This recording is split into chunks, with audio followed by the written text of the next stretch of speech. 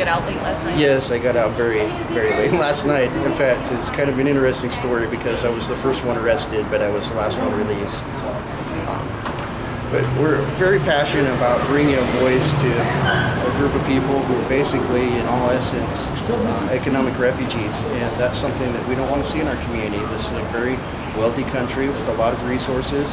There's no reason for people to be sleeping on the streets. And one of the reasons why we're trying to voice those voices is, again, because the homeless have not been invited to the table.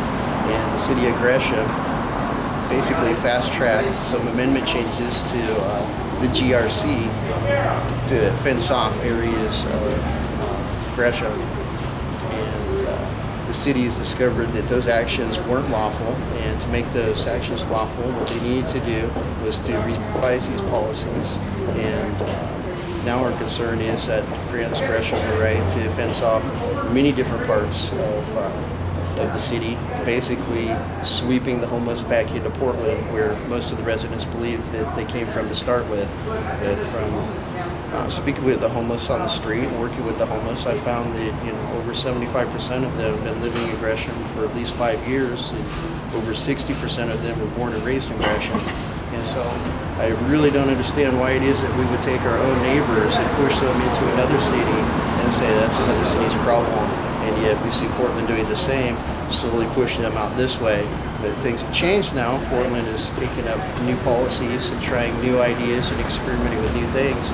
Gresham, on the other hand, is basically still ignorant to the problem. It's only been the past 2 years that Gresham has been willing to admit that there is a homeless population. And we've been trying to tell them for many, many years that there are a lot of homeless people. And unfortunately, the city of Gresham doesn't have a single shelter that it funds within its city limits. There's a single family shelter in Gresham, which is privately funded and can house 28 families.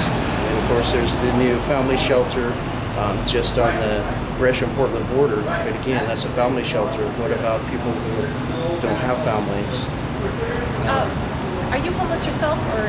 No, I'm not homeless myself, Okay. but I can be homeless at any time. A lot of us are living paycheck to paycheck, and so when I'm out working with the homeless, this is something that I empathize with, because it could be me, it could be my family, it could be my neighbors, it could be my friends, and that's something that I really hope people do see.